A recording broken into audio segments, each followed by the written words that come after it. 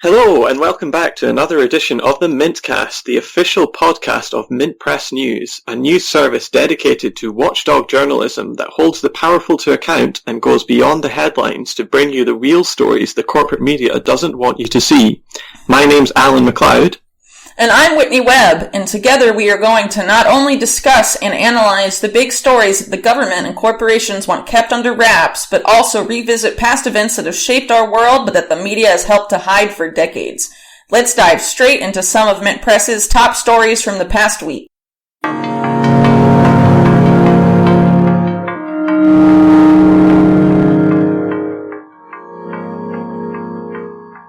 Nationalist politicians push Sri Lankan Patriot Act on fearful populace following Easter attacks. On Easter Sunday, a series of coordinated bombings at hotels and churches across the island nation of Sri Lanka led to the deaths of at least 290 civilians, with hundreds more injured, Mint Press News reports. On Easter Sunday, Sri Lankan authorities pointed the finger at a little-known Islamic group called the NTJ. However, the next day, Islamic State claimed responsibility. Prime Minister Ranil Wickremesinghe's government admitted a major intelligence lapse after it was revealed that Indian security forces warned them of an imminent attack. However, this information was not heeded nor widely shared. Nevertheless, Wickremesinghe's UNP party are attempting to exploit the suffering and trauma of the Easter attacks to push through a draconian anti-terror legislation. Since coming to power, Prime Minister Wickremesinghe has been trying to force through a new and unpopular counter-terrorism bill compared to the US Patriot Act that critics argue will criminalize democratic dissent, investigative journalism, and increase persecution of Sri Lanka's many religious, linguistic, and ethnic minorities. The bill defines terrorism as wrongfully or unlawfully compelling the government of Sri Lanka or any other government or any international organization to do or abstain from doing any act obstructing essential services or causing serious damage to public or private property. Among other vague clauses that could be used to target dissent or demonstrations, from a journalistic perspective, it claims that gathering confidential information in an unauthorized manner is a terroristic act, and it also allows police or military officials to make arrests without warrant or any suspicion, or just on any suspicion of these actions. Critics of the government and the bill, including international human rights groups, have warned that it might transform the island nation into an ethno-police state where Sri Lanka's Muslim and Hindu minorities, constantly under persecution from the state and security forces, will be subject to increased scrutiny for terrorism by the Sinhalese Buddhist majority. Right. So I also think it's important here to point out that Wickremesinghe, he's also using the bombings for more than just pushing through this really Orwellian bit of legislation. So for those that haven't followed Sri Lankan politics in recent years or maybe ever, last year, I think it was around October, the end of October, Wickremesinghe was nearly ousted by the current president, the guy who's still president of Sri Lanka, Maithripala Sirisena. He tried to replace him with another leader who had previously been in charge of Sri Lanka, Mahinda Rajapaksa. But since that effort ultimately failed, right? And so since then, the current prime minister and the president have been on really bad terms, so much so that Wickremesinghe hasn't been, even allegedly anyway, hasn't been invited to any national security meetings since like December. So of course, after the bombing, that makes most of the blame appear to fall on Sirisena's shoulders, which obviously is going to be a political, a boon for Wickremesinghe. And let's also remember that this guy, in his UNP party, Wickremesinghe is the vice chair of the International Democrat Union, and this is a group of, center-right or conservative parties, that was founded in the early 80s by, Margaret Thatcher and George H.W. Bush. And it was basically, formed to be this global alliance of political parties that are dedicated to, center-right policies and, neoliberal, economic policy and privatization and things like that. And, it's interesting because they stay on their website, this International Democrat Union, that basically all the member parties, they work together sort of as one to try and get the other ones elected and to win elections, which is really interesting here if you consider that other IDU members include India's BJP party, which is, Narendra Modi, and then you have Israel's Likud party, you have the US Republican Party, the UK Conservative Party, or the Tories, and then you also have Sri Lanka's UNP party led by Wickremesinghe. So it's an interesting coincidence also, and I think it's worth pointing out, though it's speculative, but, we have the US, the UK, and some other IDU member states led by IDU political parties that are helping the investigation of this bombing. And so one of their main suspects so far has been an oligarch allegedly close to Sirisena, which is kind of interesting. And you also have the United Arab Emirates involved in this. And, there have been allegations that they have funded ISIS and Wahhabi terrorism, and ISIS is allegedly responsible for this bombing, right? So I think that's kind of, more strange forces are at work here, especially considering that we have, this sort of Patriot Act equivalent, being pushed through by this guy, following, this horrific attack and tragedy. So, it definitely seems like there's a lot of efforts to exploit that here. But of course, it's not just Wickremesinghe. You're also having another guy who I sort of alluded to earlier, Mahinda Rajapaksa. He's also sort of been involved in trying to exploit this because he's been out of politics, and his family, particularly his brother, is planning to run for president later this year. And they're super nationalists. They're responsible for really crushing the Tamil Tiger insurgency, extremely brutal way, right? So, I mean, they've really always sold themselves as these strong men politicians, and that may be attractive now following the wake of the bombings. And it already seems like, as is noted in this article, right, that they're moving to exploit that as well. So it's really a free for all of who can, get the most political gain out of a tragedy. It's really sad to see, but, this is common, not just in Sri Lanka, but, in other countries too. I mean, just look at what happened after 9/11 in the US, right, as an example. Yeah, and I suppose it's important to point out that Sri Lanka does have a long history of violence. It had a civil war with the Sri Lankan government against the Tamil Tigers from the 1970s until very recently, actually. And there was all sorts of suicide bombers being used and terrible atrocities on both sides. And I think it's probably also important to just point out the religious demography of Sri Lanka. So, for instance, at the last census in 2012, Buddhists made up about 70% of the population, Hindus 12.6%, Muslims just under 10%, and Christians about 7%.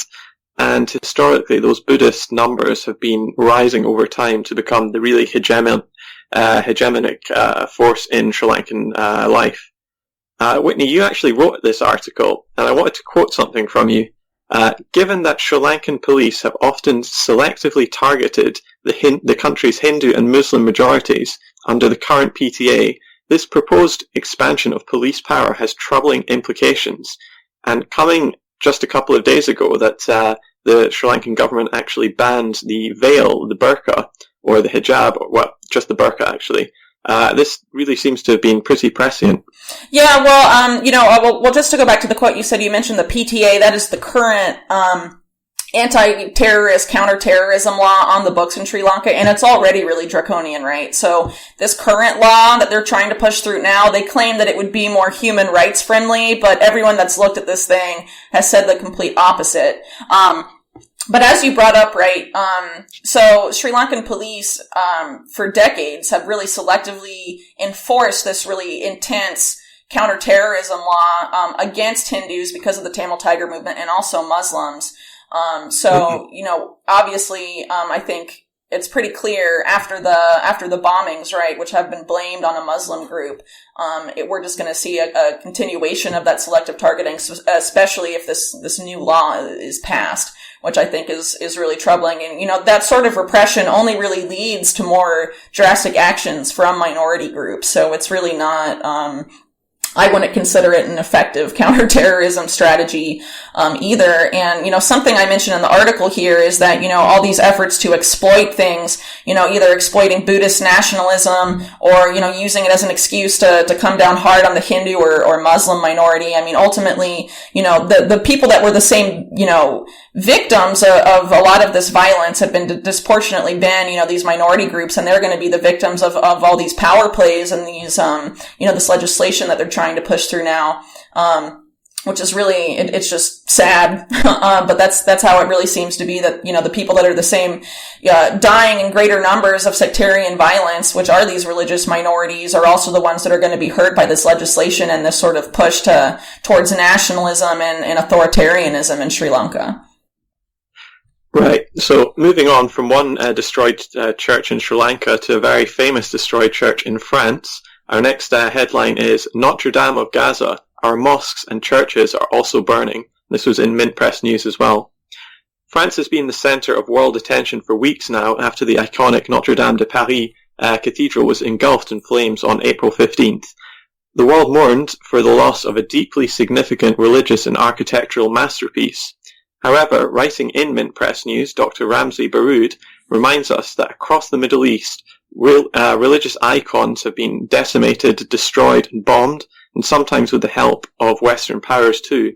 For example, he notes the Israeli destruction of the Al-Omari and Al-Qassam mosques in Gaza in 2014, and ISIS's destruction of Palmyra in Syria, Buddhas in Afghanistan, and the Great Mosque of Al-Nuri in Mosul, Iraq too. As Notre Dame burned, he said, many French people of Middle Eastern background remembered the devastation of holy sites in their homelands. Many in France have been angered at the ease with which the elite raised over $1 billion in barely a week for the rebuilding of Notre Dame, while the country is supposedly too poor to afford basic services for its poor citizens, which has reignited the Gilets jaunes movement, now approaching 6 months of continuous demonstrations against Emmanuel Macron's government. Among them, argues Ramin Mazaheri in Mint Press News, should be Muslims, who are the Gilets jaunes' natural allies. Mazaheri claims that there is still strong support for the movement from the Muslim community, but that support is from afar because the French security services have a penchant for attacking Muslims, and the failure of the Gilets jaunes to reach out to them to more effectively bridge the gap to the Muslim community that represent over 5% of France's population. Yeah, I think Mazahiri there made a really good point. But let's remember too how weaponized Islamophobia has been in the West and in Europe especially. It's not just exclusive to France, but so while I'm sure that there is a good portion of Yellow Vests who would, be in support of seeking out such an alliance, it's also worth noting that there were probably a substantial portion as well that would also oppose it just because of this sort of conditioned distrust of Muslims in general that's sort of been promoted by the media to a big extent.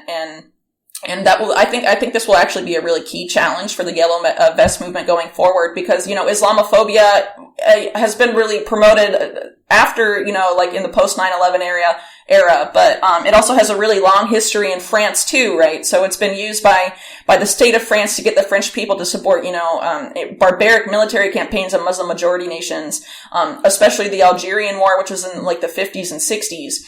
Sure. And during that time, right, France's tactics, they were so savage, they later were taught to and inspired, Latin American dictatorships in Operation Condor, including the method of killing people via the so-called death flights. All of that came from France, right? And so this the French government at that time, benefited from Islamophobia because, that gives them that justification to treat Muslims in other countries that way through military action. And of course, it's used today too to justify France's involvement in the Middle East right now in places like Syria and Yemen.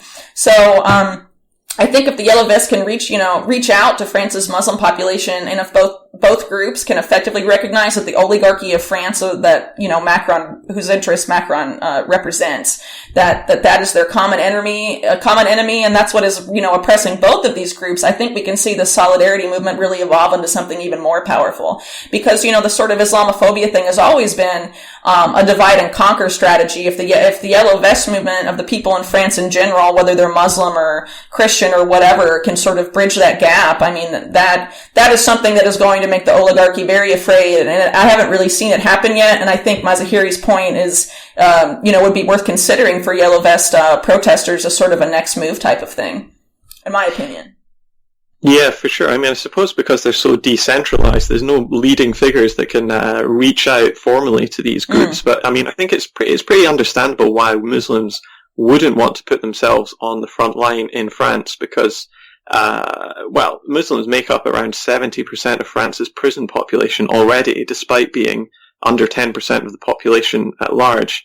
And also the violence of the French police towards the Gilets jaunes, cracking heads, people losing eyes and limbs, etc., has been really quite remarkable. So I can certainly see why people who are Muslim or come from an Arabian background may not want to get involved. Yeah, well, even if that's true, I feel like they could come out, on social media or in other means and offer vocal support in another way, right? So it doesn't necessarily mean they have to be on the front lines, I think a lot of the people that have already been wounded by extreme police violence in the yellow vest movement, people that have lost eyes and limbs and things like that, I don't really think they're on the front lines anymore, but they still participate in an active way, right? So I think it's possible to participate, even if they don't want to be on the front line. But, at some point, when you're trying to confront, a government that you want to see real change, I mean, sometimes you have to,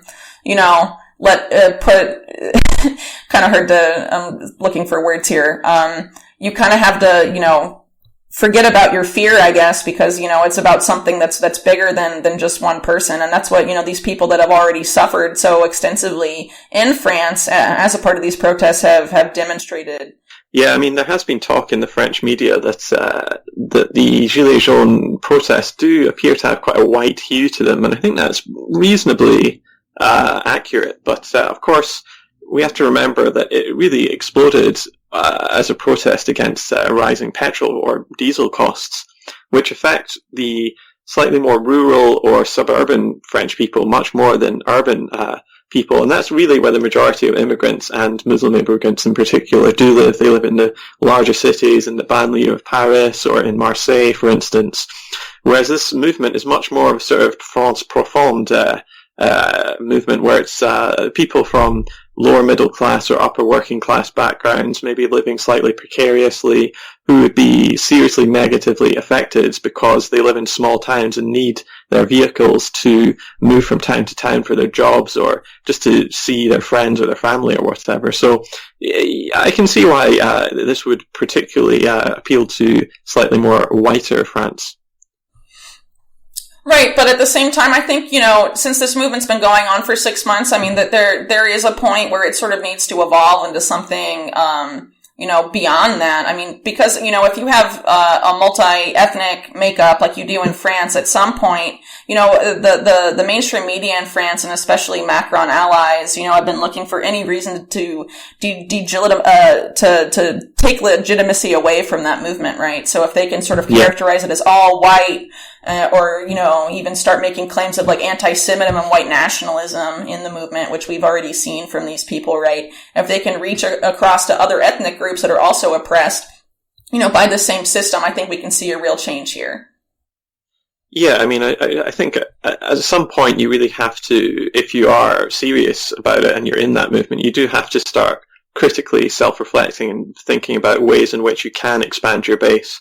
But just looking at the coverage, if this was happening in Iran or Venezuela, it would be front page news daily across the world. I mean, no doubt John McCain would be flying into Marseille or Paris to support the Gilets jaunes against the dictatorship of Macron like he did in Ukraine. It would be something completely different. It would be a media spectacle, and you're even having censorship issues, with the yellow vest. I mean, it's not getting the coverage it deserves. In my opinion, even though it's been going on for 6 months. If this were happening in any enemy state of the U.S., as you mentioned, I mean, it would be everywhere, and there would be calls to help the democratic uprising and all this, but it's not there, and that I think tells you a lot. So anyway, talking about censorship, another one of our top stories this week has to do with Facebook, and Twitter and social media in general. So I'll get into that now. So last Monday, Facebook made what is arguably its most Orwellian hire ever, by naming Jennifer Newstead as its new general counsel. Newstead, who was a key player in the George W. Bush administration and also a co-author of the controversial Patriot Act, will now oversee Facebook's response to the national security letters, which, national security letters, for those that don't know, are subpoenas that the U.S. government gives to private tech companies to obtain private user data, and which were actually legislated into existence by the very Patriot Act that Newstead helped to write. So it's hard to imagine how Newstead will, it's not hard to imagine how Newstead will respond to those requests, which have actually been drastically increasing in number in recent years, numbering in the tens of thousands annually. So Newstead is notably yet another former Bush official that's now in a top position at Facebook, and her hire also seems to be a means of currying favor and access to the Trump administration, which itself is also full of former Bush officials. So at the same time Newstead was hired, Facebook also hired a top veteran of Microsoft and Google, both of whom are U.S. government contractors, as the new vice president of global communications. That guy's name is John Pinnett. So it is hard to see how these recent hires will ease privacy concerns in the wake of Facebook's now numerous data harvesting scandals, which have shown the company's willingness to play fast and loose with user data in exchange for money and influence. Facebook apparently tried to calm concerns by hiring a former Electronic Frontier Foundation activist as the head of privacy policy a day after Newstead and Pinnett were hired. But with Newstead in charge of national security letter responses at Facebook, the hire of this EFF guy seems a little more than window dressing at this point. Yeah, sure. I mean, it seems like we live in an upside-down world. I mean, you said it was perhaps the most Orwellian. We live in an Orwellian the hire by Facebook, but I mean, I'm not even sure I'd agree, because, of course, just recently we had Facebook employing the Weekly Standard as part of its fact-checking team that was going to decide what was true. I had forgotten that. And, of course, wow. The Weekly Standard was like the key magazine in cementing the link between Saddam Hussein and 9/11 in the view of Americans. Bill Kristol and Robert Kagan, the right. granddaddy neocons that brought us the Iraq War. Right. And they were both on the project for a new American century, so that should tell you a lot. Sure, I think it's just recently closed its doors for the final time, so, good riddance to that, frankly. Well, they're back. They have the Bulwark, or Bulwark, or however you say it, is the new... Oh, I see. Yes. Risen from the grave, okay. We just can't kill it. We need that silver bullet. They're really hard to get rid of, those pesky neocons. They're everywhere. We need to find a cheating steak quickly. But I mean, Facebook has also worked, for instance, with the Israeli government to decide which Palestinian voices to censor and which ones to leave on the platform. And Glenn Greenwald did a great report on that in The Intercept, which showed that 95% of the Israeli government requests were granted by Facebook. And there's also been a whole ton of censorship of alternative voices, alternative media on the platform as well. Yeah, absolutely, and a lot of that censorship was done in of alternative media in the West, in the U.S. and the U.K. and whatnot. That's been done in coordination with the Atlantic Council. For those that don't know, the Atlantic Council is basically the lobby organization of NATO. It's funded by NATO. It's funded by the U.S. government. It's funded by the U.K. government. It's also funded by top weapon manufacturers. So that's basically who Facebook is working with at this point. It's also worth pointing out that Facebook also regularly shares data, going back to these data harvesting scandals, right? They regularly share private user data with companies like Microsoft and Amazon, and both Amazon and Microsoft are also U.S. military contractors. Amazon also provides cloud servers and web services to the CIA and every U.S. intelligence agency, as well as the National Security Agency. Funny, because that's the agency largely responsible for the warrantless surveillance programs that followed the Patriot Act. Going back to Newstead's hire, so that's just another example of how government and social media, the gap between them is closing pretty quickly. Another thing that I wanted to bring up in connection with this article is that Trump recently had a closed-door meeting with Twitter CEO Jack Dorsey that included... Right, and is that where he started to complain about why his Twitter followers were reducing? Yeah. He didn't understand that those were bots, apparently, at first. But anyway, yeah. So he was apparently most concerned about that. But what I found interesting is that in the public statement given about this meeting, it says what Twitter came out and told NBC News that what had been discussed was, quote, Twitter's commitment to protecting the health of the public conversation ahead of the 2020 elections. So to me, that really, beyond this thing about, Trump being worried about his personal Twitter followers and all this stuff, I think that's the bigger news here. Because remember that after the last election, all those accusations about Russian meddling and them making like 6 memes, and all this stuff to that made Trump win allegedly and all this. The Buff Bernie stuff. Right. All this stuff has been used to really push through really intense censorship on social media platforms and on Google. Big algorithm changes that have really hit independent media hard.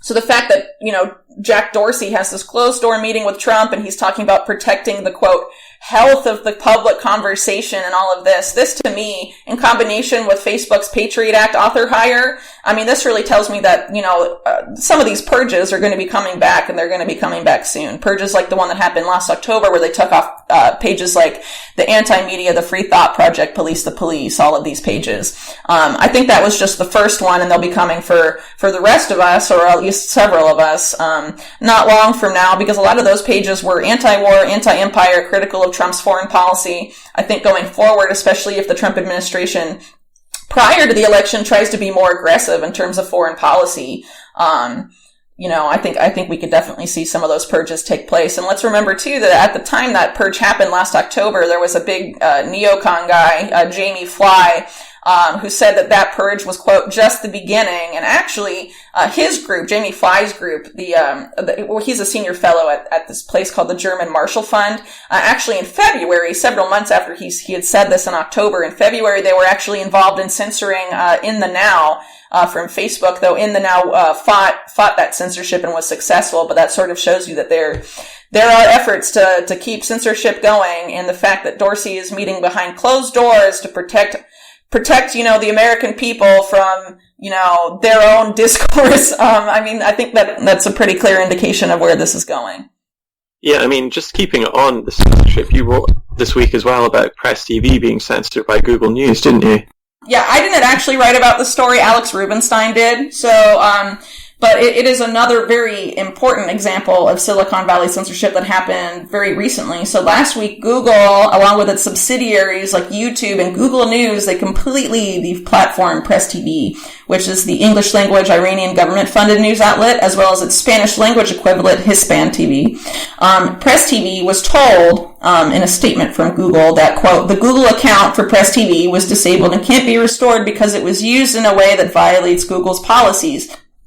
But no further explanation was given, and Press TV was not informed of what specific policies they had violated. It's also worth reminding our listeners that earlier this year, an American citizen who was also a journalist for Press TV, Marzai Hashimi, she was jailed for 10 days even though she wasn't charged with a crime, presumably because of her connection to Press TV. The government later said that she had been detained because she was wanted as a, quote, material witness in a grand jury investigation.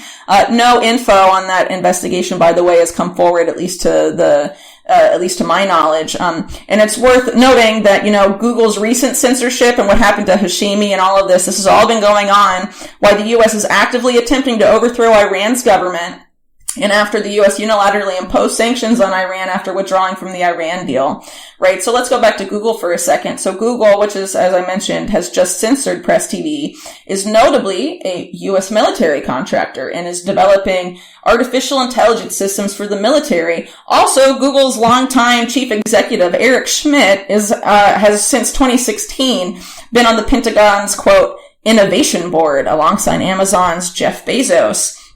So I don't really think it's far-fetched to argue that Google would aid U.S. foreign policy objectives, in this case with Iran, given that the connection given that connection of them as a U.S. military contractor, and also the fact that we know that Google, to some extent, was involved in aiding past U.S.-backed regime change efforts, like during the Arab Spring.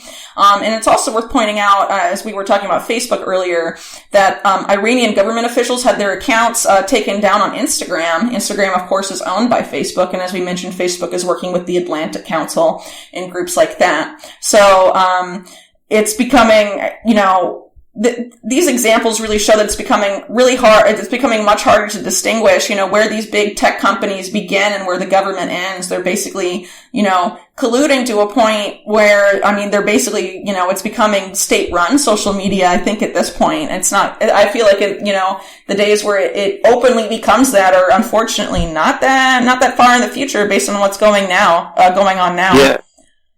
Yeah, sure. That sounds like Yasha Levine's argument in his book, Surveillance Valley. The secret military history of the internet goes into that, about how even from the very beginning, the internet was really, developed with the help of the US state, and has always been like that, even if it has had this very sort of libertarian sort of, marketplace of free ideas, ideology behind it. But it is really remarkable how they're going after such pitifully small news outlets like Press TV. That reaches nobody, frankly. And the fact that they're going after it really shows a sort of totalitarian mindset behind it, frankly. Just going back to the Atlantic Council, I'd urge people listening to just go to their About Us section, just have a look who's on the board of members at the Atlantic Council, their directors. It's people like Henry Kissinger, neocon hawks from the Bush administration like Condoleezza Rice or Baker or Colin Powell. There's retired generals like Wesley Clark and David Petraeus. It's just a host of who's who of who was at the highest levels of the government. And so their current president is a Goldman Sachs guy, by the way. Sweet. No, yeah, so frankly, when an organization like that is deciding what you, and what also, remember, because Facebook and Google are huge international companies, so it's not just Americans, but they're deciding what the world sees in their news feeds. That's really tantamount to state censorship. Totally. And going back to what you were mentioning about Yasha Levine and the beginning of the internet. So yes, the U.S. government had involvement from the very beginning in the creation of the internet itself. But also, since we're talking about Google, it's worth pointing out that Google was actually funded initially, by NQTel, which is the CIA's venture capital branch. You could also argue in the case of Google that U.S. intelligence has also been involved from the very beginning. And this all of the stuff going on now with Google may also explain why they decided to get rid of their longtime motto, "Don't be evil." That's pretty telling that they decided to axe that rather quietly. Yeah, so they just crossed off the don't, and now they're just, the mask is off, be evil then, is it? Okay. Yeah, well, I think they got rid of it altogether, not just one word, but that would have been the most honest thing to do, what you suggested.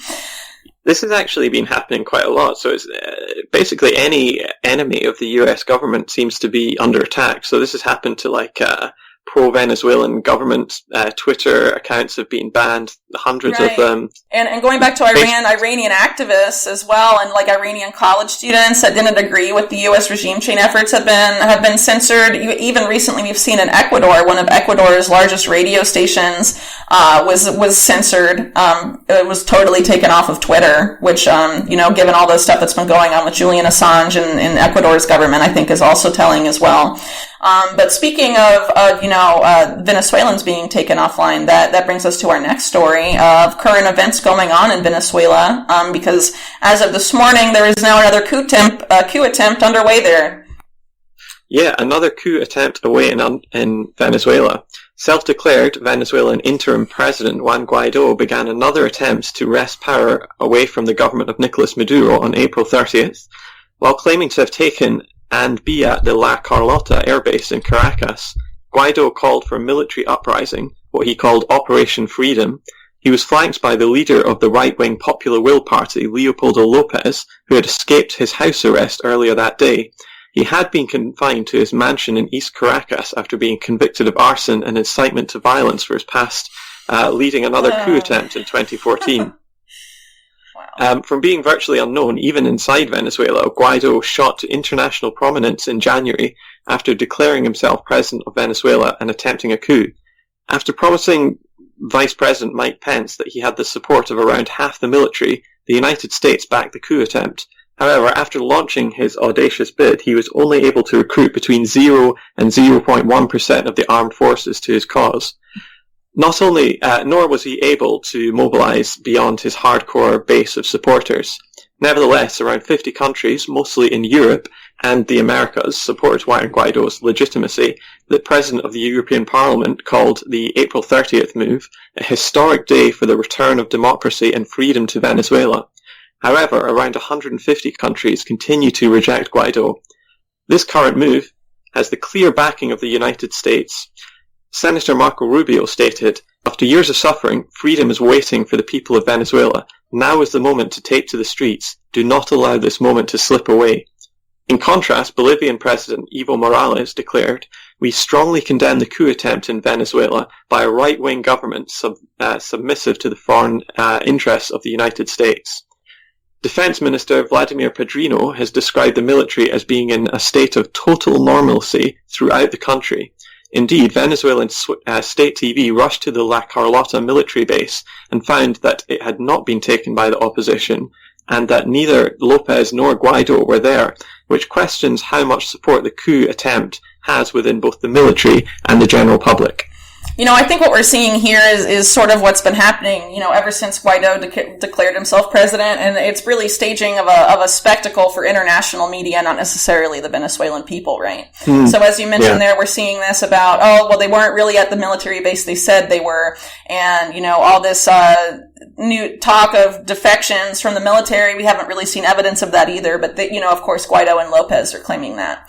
So I think what we're seeing is sort of, a cause for international media attention to be brought to Venezuela, and potentially, if this move is used by, the Maduro-led government to maybe arrest Lopez or Guaido or something like that, that the U.S. could sort of respond with some sort of, either potentially a military response. We had Mike Pompeo sort of hint that the U.S. military is watching developments going on right now with leader pad, I've got his tweet here, actually. Right, why don't you read Pompeo said, "Today, interim President Juan Guaido announced the start of Operación Libertad. The U.S. government fully supports the Venezuelan people in their quest for freedom and democracy."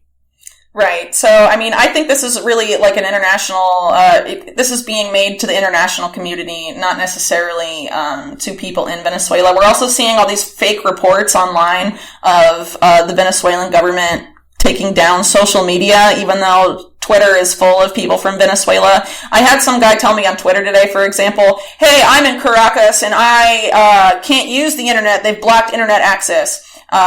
Right, but he says he's tweeting from Venezuela, and then some person finds out that he actually was tweeting from Wellington, New Zealand. And the guy responds and says, "What? It's a crime to go on vacation," or something like that, right? So, it's just a bunch of disinformation going out right now. This is really common, and this whole thing of them shutting down social media is being promoted by people like Edward Snowden, right? Trying to make, the Venezuelan government, look bad. There's even a lawyer for WikiLeaks also condemned, the Maduro-led government, saying he was a criminal and all this stuff and needs to be removed from power. I think there's a lot of strange stuff going on here right now, to say the least. But let's go back to Leopoldo Lopez for a moment. So a lot of people in recent months may have heard a lot about Juan Guaido, but Leopoldo Lopez is really the power behind Juan Guaido. Juan Guaido is part of this party called the Popular Will Party, but the head of that party is Lopez. And Lopez has always, pretty much, I would say, at least the past 5 years, arguably longer, he's really been sort of this poster boy that's been sort of pushed in the face of international media as like the face of the Venezuelan opposition, at least until Guaido took over and declared himself president, right?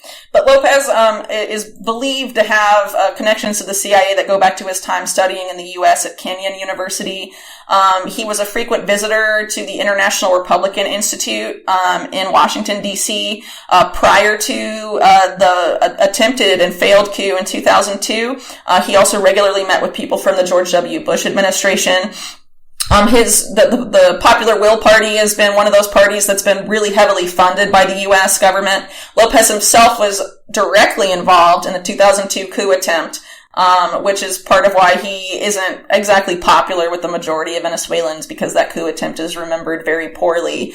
But it's also interesting to point out that even, from leaked U.S. diplomatic cables, we know that Lopez is actually, I'll quote from that cable, Lopez is a, quote, divisive figure within the opposition, often described as arrogant, vindictive, and power-hungry.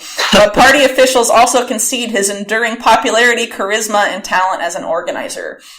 So I think, that cable can sort of explain why Guaido was chosen instead of Lopez, because he's assumably not as divisive, but also in line with the same policies Lopez supports by being a part of his political party. And there's also, several occasions where we see, in the past where we've seen Lopez giving speeches, right? And Juan Guaido is right there behind him, or they're working together.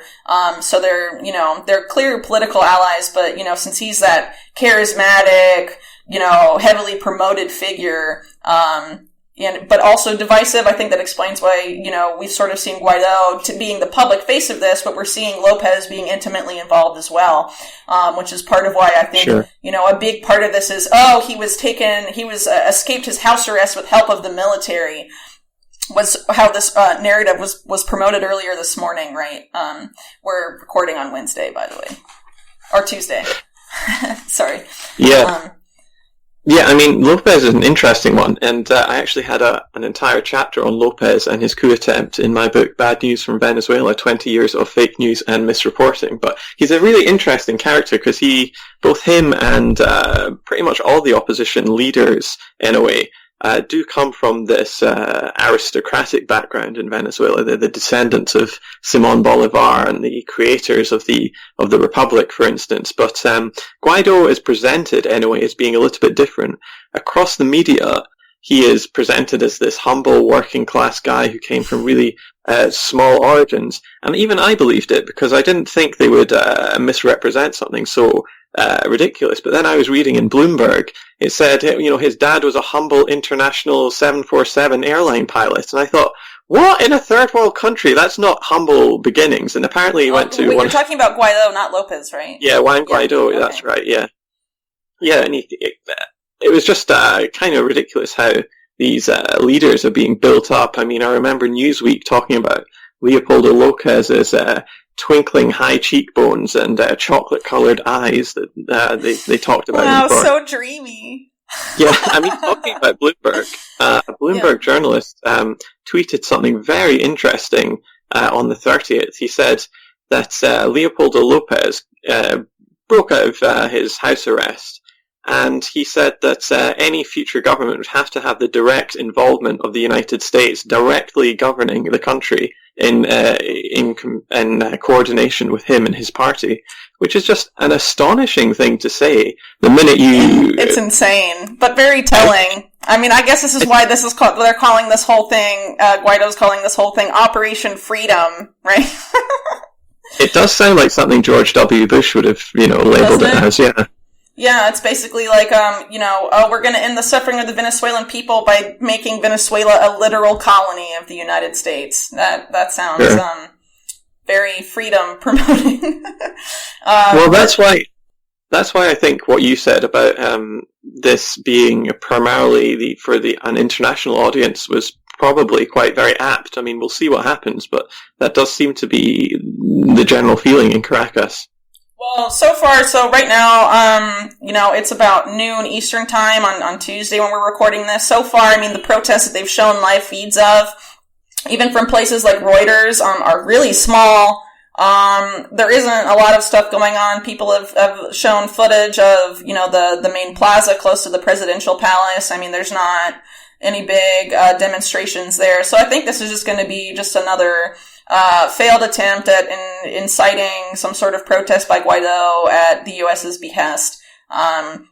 The real danger, of course, is always going to be the U.S. attempting to do some sort of military intervention after some sort of provocation of some point, or them trying to get Colombian paramilitaries involved in some sort of provocations.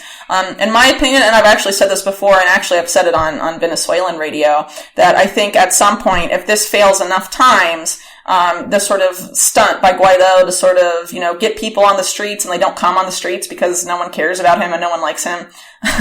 As this continues to fail, I think we could very well see something that happened, more or less reminiscent of what happened in Ukraine in 2014. We have sort of like these snipers, or like these covert acts of violence that are blamed on Maduro or things like that to sort of, generate outrage, not necessarily in Venezuela, but at an international level, and sort of build this foundation for military intervention from the U.S. or from some other country. Actually, since most of this has gone on since the end of January, most of the countries in Latin America have totally ruled out any support for military intervention. And that included Brazil, which of course is now led by Jair Bolsonaro.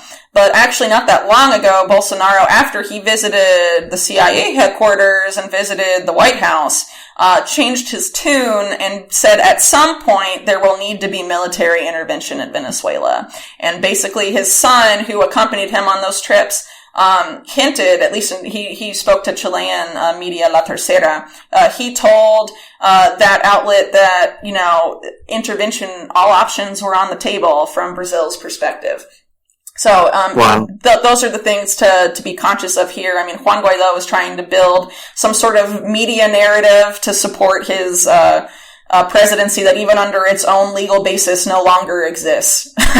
Right? So, because remember, he was supposed to be the president, an interim president serving for a certain amount of days. Of course, that time has long since expired. So, this parallel government doesn't control anything except for a handful of embassies, and it's really on its last leg. So I think, we're just going to see more desperate moves, in covert action, potentially some sort of like military provocation, coming up in the future, because I don't really see the U.S. backing down after investing so much in Guaido. Yeah. Watch this space, everyone. Anyway, let's move on to the flashback files. In this segment, we're going to take something that is perhaps, not very well known, but really should be from history, and we're going to tell you a little bit about it. And today, it's the Korean War.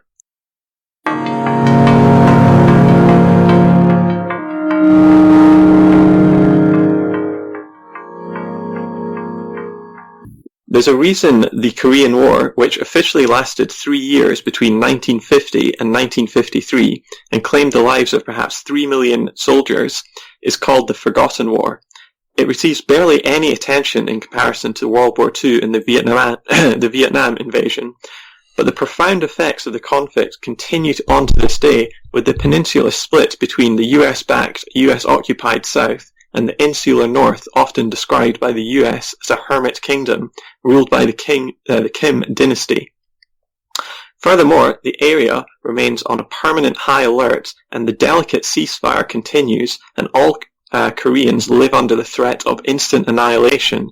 President Donald Trump has warned the North to prepare for fire and fury, the likes of which the world has never seen, while those living in the South's capital, Seoul, live in the crosshairs of a massive arsenal of artillery pointed at them from the north, barely an hour's drive away. Both countries remain militarized to an absurd degree, with the military playing an inordinate role in the public and political life. After overthrowing Japanese occupation, there was an overwhelming support among the people for unification. However, the great powers intervened to prevent this, sparking an intensely bloody war of annihilation. It's called the Forgotten War in the West, but Koreans still remember the shocking brutality and carnage wrought by the conflict, which was greatly increased by the involvement of foreign powers, including the Soviet Union, China, Great Britain, and the US. The US aerial bombing of the North was like nothing seen in history. Pyongyang, the capital of the North, was completely obliterated, with barely a handful of buildings surviving the bombing and fires. According to Professor Bruce Cummings of Chicago University and the author of The Korean War, A History, Every city in North Korea was almost totally leveled by US bombing. Cummings called the incendiary bombing campaign as one of the worst episodes of unrestrained violence in human history. Towards the end of the war, the US Air Force's own literature describes in detail how it had run out of buildings to target, so it began bombing dams, something banned at Nuremberg as a war crime. The literature describes with glee the sight of the towns and the people being swept away in the floods and the devastation of the rice crop.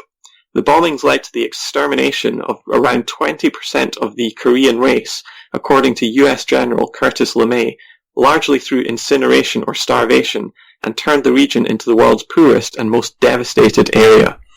Speaking about overlooked parts of the Korean War, another aspect of this war, in addition to the brutal bombing campaign, was also the U.S.'s alleged use of biological weapons against civilian populations in Korea and also on Chinese towns that were bordering Korea.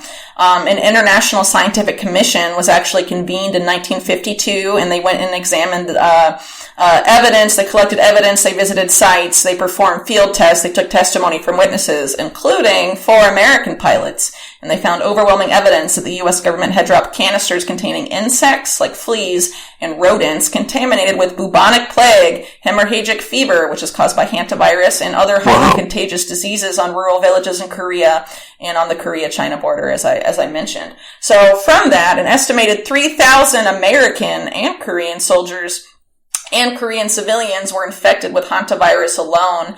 Of course, the U.S. government denied its involvement, and everyone who said otherwise, including members of that commission I mentioned and respected journalists, were labeled communist propagandists, and some were even taken to court by the U.S. government just for reporting on these bioweapons claims. One American journalist, whose name was John Powell, he was charged with sedition by the Eisenhower presidency for reporting on the bioweapon allegations. So this may also explain why the Korean War has become known as the Forgotten War, because the government, pressured people to be quiet, and they made sure the public forgot by going after journalists who were trying to expose these war crimes.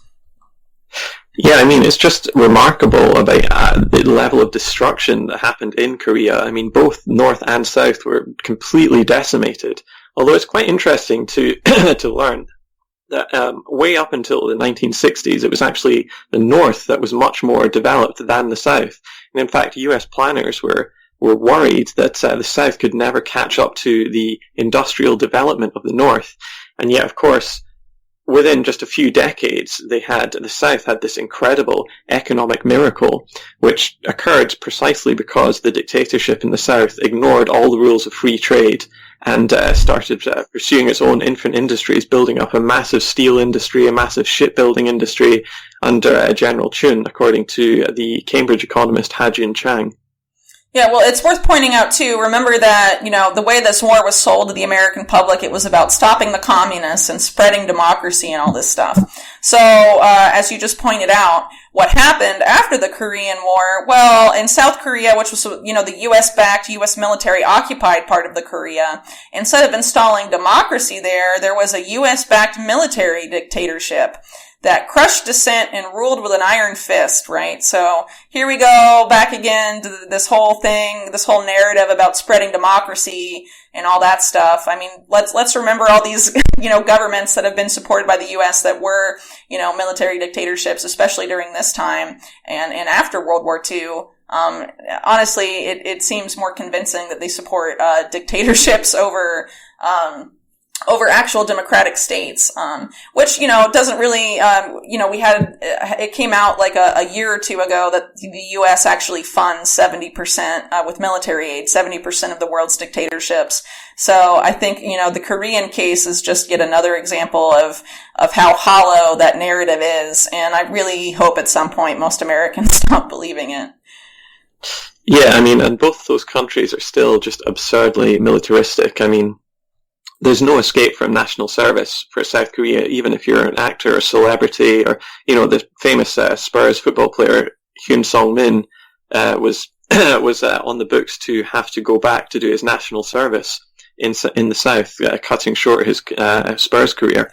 But, of course, in the North, it's even worse. There's a 10-year national service between I think is 28 and 38 or something like that, or 20 and 30. Well, but the point is, you have to be in the national, in some branch of the military for 10 years, and that creates a huge garrison state where, the North is actually built in an entire world underground, huge military bases, even airfields that are underground. So you have the incredible sight of military planes taking off from the sides of mountains and just bursting out, and also landing into the sides of mountains as well. And this is all to try to prevent against some sort of massive aerial bombardment. Well, going back to what we were talking about how the Korean War and how so many civilians in Korea, they either died from being incinerated or they died from starvation. What we have actually going on today, and actually this was reported on by MintPress last Monday, is that there was a leaked diplomatic memo that showed that the North Korean government is out lobbying its allies for assistance because they are dealing with an urgent food shortage crisis that could result in mass starvation if something isn't done. And of course, this is the result of U.S. sanctions against North Korea. And even though the Trump administration is ostensibly dedicated to resolving this conflict peacefully, they refuse to budge on any of the many sanctions imposed on North Korea. And so we're having, it's basically, the U.S. is currently waging a form of warfare, economic warfare, warfare targeting civilians, right, against North Korea right now. So, I mean, even though they're trying to, end the Korean War, supposedly, they're sort of repeating some of its tactics in a less overt way, I guess you could argue, which is really troubling. And also, let's also remember too that we have, certain people in the Trump administration, John Bolton mainly, who have made it very clear, even before they were hired and as soon as they were hired, that, they were fully intent on sabotaging these talks. And I mean, John Bolton has made that crystal clear, I would argue, at this point. And he's really stuffed the National Security Council with, Korea hawks, including people from the Foundation for Defense of Democracies that want North Korea bombed. Obviously, John Bolton really loves to arguing for the preemptive bombing of countries like North Korea or Iran. So, and I'm sure, with someone like John Bolton in charge of the National Security Council, he has no problems, carrying out horrific genocidal bombing campaigns. I don't really see him, I sort of think that, under this sort of extreme neocon leadership, a lot of the things that created this crisis in the first place through the Korean War, we're just going to see the same sort of tactics from Washington again. I really hope that's not true, but with so many neocons in the White House, it's hard to see, an alternative course of action being pursued by the Trump administration. Yeah, I mean, John Bolton was a serious runner-up for our next segment, the Hall of Shame. Maybe he'll get in there be on day, another week. We'll have him on another week. Yeah, I think so. Yeah. Oh, yes.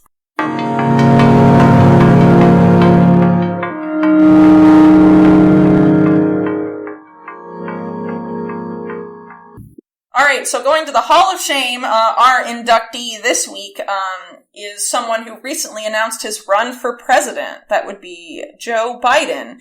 Biden, of course, was Obama's vice president. He's also a longtime senator, or was a longtime senator from Delaware. But there is just so much in Biden's past that a lot of people either don't know or they've forgotten it. So I'll start off with one of those little-known points: his friendship with arguably the most racist man in post-World War II American politics, Strom Thurmond. So I'm going to give an intro to Strom Thurmond that's from a great article in Current Affairs called Everybody's Chum. I highly recommend you read it. It's written by a personal friend of mine, Nathan Robinson. I think he sums up Thurmond's legacy really well, so I'll read from that now. In 1948, South Carolina segregationist Strom Thurmond ran for president on the breakaway Dixiecrat ticket. Thurmond was furious that President Truman had proposed anti-lynching legislation, the elimination of poll taxes, and the integration of the armed forces. Thurmond declared that there were, quote, not enough troops in the army to force the Southern people to break down segregation and admit the N-word, race, into our theaters, into our swimming pools, into our homes, into our churches, end quote. The openly racist 1948 Thurmond campaign was lastingly infamous. When Republican leader Trent Lott spoke warmly of Thurmond's run at Thurmond's 100th birthday party in 2002, Lott was forced to resign from the party's leadership. And here Robinson notes in parentheses, it takes a lot to become too toxically racist for even the Republican Party to stomach. Thurmond, however, was unapologetic. He said he had no regrets when asked what he would have done differently during his 70-year career in politics. And he, thinking back on that career, said, quote, I can't think of anything. Jesus, 100 years old. I mean, it's true that only the good die young, I suppose. Actually, talking about swimming pools, Biden claims that he was a civil rights activist in the 60s and 70s, but was actually forced to admit that this was an exaggeration. And the real story was that he was a lifeguard at an all-black swimming pool, and that's according to the New York Times. Oh, wow. Well, that may explain, why Biden was so chummy with someone like Thurmond, because actually at Thurmond's funeral, it was Joe Biden who gave the eulogy, where he painted Thurmond as a courageous and decent man who challenged his past views, which of course, as I just mentioned, statements Thurmond made in his last years prove that to be entirely false. So Biden, during the eulogy, he omitted Thurmond's worst offenses, of which there are many, and he basically painted Thurmond as a civil rights hero, which is just totally unrealistic and insane. So here's a quote from Biden's eulogy of Thurmond, so you can see what I'm talking about. Quote, this is a man who in 1947, the New York Times ran a lead editorial saying, Strom Thurmond, hope of the South, and talked about how he had set up reading programs, get better books for separate but equal schools. This is a man who was opposed to the poll tax. This is a man who I watched vote for the extension of the Voting Rights Act. This is a man who I watched vote for the Martin Luther King holiday. And it's fairly easy to say today that that was pure political expediency, but I choose to believe otherwise. Wow, Joe. Well, notice Biden's use of separate but equal here.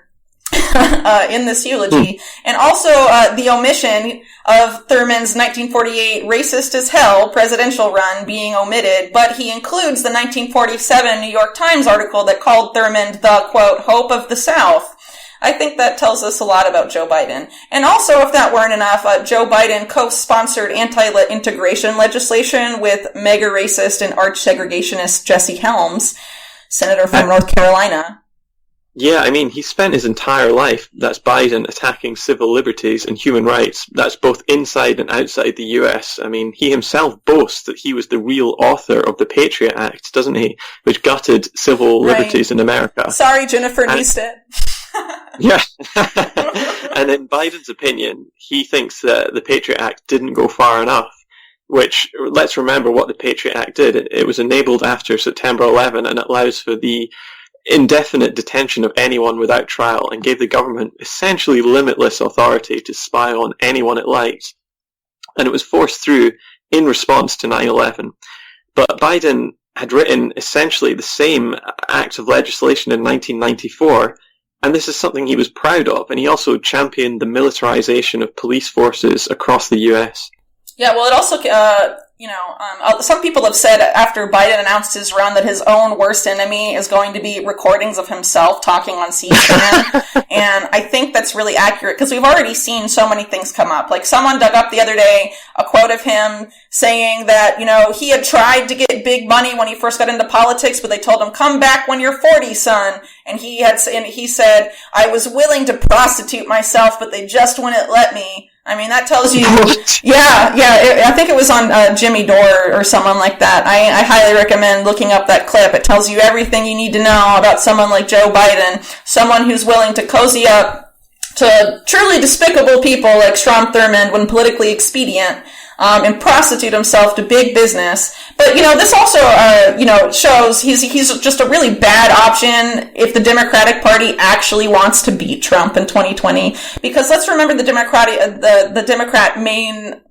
main attack on Trump. And this was even in Biden's opening campaign video attacking Trump. It was this focus on Trump's, friendliness and chumminess with racists and racist groups, right? Well, as we just talked about, Biden has been just as chummy with vile racists as Trump. So, that makes that whole angle of attack totally useless. And then on top of that, you have Biden being a big force in the public humiliation of Anita Hill, who was an African-American woman. You have him being an architect of the Clinton crime bill that helped lead to the current, state of the criminal justice system in the U.S., which disproportionately imprisons people of color. Right. So, if the Democrats run Biden, I mean, they will be giving Trump supporters like Candace Owens, an unlimited supply of ammo to go after Trump. And also, as I mentioned, Anita Hill, another thing, the other main attack on Trump, besides him, being chummy with racists, is that he gropes women, right? And Biden obviously, is just as gropey, arguably more gropey than Trump is, because there's infinite videos. Those videos are horrible, aren't they? Yeah. And a lot of them are with kids too. So I mean, come on, you're going to be giving all the Pizza Gators ammo. You're going to be giving, it's just, I don't see how Biden can win, because Trump will just wipe the floor with him, because all the main attacks that have been launched over Trump over these past few years, Biden just, he's the same on those levels, right? It's just that he's more cozy with the political elite class than Trump is, right? I mean, to me, that's really the only real difference. And sure, he has the Obama credit, I guess, but. Yeah, I mean, I don't know if you watched his Brookings Institute fundraiser where people paid $2,800 a ticket, but his main message was, that sounds gross. His message was, quote, "I'm not Bernie Sanders," and he assured his wealthy donors that, quote, "500 billionaires are not the reason we're in trouble." And he also saying, "I should have had a Republican kid," and he kept complaining that his kids were not rich enough and right-wing enough, which is a pretty astonishing thing for a Democrat to do. I mean, he's got a terrible record on traditional liberal issues. He's opposed immigration. He supported a bill that barred people with HIV/AIDS from entering the US, and he supported legislation that made deportation much easier. And he also suggested using the troops on undocumented workers as well. He's a big supporter of the military-industrial complex, and he also said he clearly voted for the Iraq War, but he also said, "I'd vote for it again." And he remains one of the more hawkish Democrats. He supported the bombing of Yugoslavia and the Afghan War as well. And one last thing is, of course, he's from the state of Delaware, which is home to many sort of financial and tech companies. And since 2005, he's been at the forefront of ensuring no American can escape massive student loans through bankruptcy. And he's also supported laws that ensure we are constantly being spied upon, not only by the government, but also by big tech like Amazon and Google. Well, I want to go back to what you mentioned, that quote of Biden about him talking about his kids. So he complained about his kids not being rich enough. Let's go back a few years. Joe Biden got his son, Hunter Biden, a pretty good deal over there at this big Ukrainian fracking company, right? He joined the board of directors of Burisma, a private oil and gas company in Ukraine. And then eventually got, wrapped up in this huge, corruption scandal in Ukraine. Allegedly, Biden stepped in while he was vice president to stop any sort of corruption investigation into that company by threatening to withhold aid to Ukraine's government, which is pretty scandalous. Biden complaining about having a Republican kid or having his kid not be rich enough because of his political, wiles and whatnot. Well, that's not very, I wouldn't call that very accurate considering, this now forgotten scandal about, corruption scandal where he was trying to enrich his son after, U.S.-led regime change in Ukraine. Yeah, well, Biden seems to almost be famously poor. He keeps talking about how he's not got millions of dollars in the bank, and I just think, if you're a senator and then vice president, it's what the hell are you doing it for? I almost respect the people who are corrupt to the core and have got millions of dollars more. He seems to be a true believer in the system. It's crazy. Well, I don't really buy his whole thing about I don't have any money sort of deal. So his first fundraiser that he's done since announcing president, it was at the home of the executive of Comcast. I'm not sure. Oh, I forget. sweet. Yeah. I don't remember how much it was charged per person. $2,800, was it not? Is this the same one that you were talking about with the Brookings Institute? I don't think this one was associated with the Brookings Institute. This was a different one. That was after he announced his presidential run not that long ago. So he went to this guy's house. I think his name is Daniel Cohen. I can't remember the executive's name. But anyway, it was at his house, and it was this convenient workaround for Biden who claimed that he wasn't going to take any money from corporate PACs. He was going to run his presidential campaign as a man of the people. But, it's a nice loophole to have a big fundraiser held at the personal home of the head of one of the biggest telecom corporations in the United States that also has one of the most powerful lobbying machines in all of Washington. So pretty silly that you're saying you're not going to take corporate lobbyist money or corporate PAC money, but you're going to cozy up to the most powerful people right from the get-go at their personal homes and take their money directly. Say it ain't so, Joe. I think he certainly deserves a spot right in the middle of our wall of shame. Yeah, I couldn't agree more. If only we could put him there twice.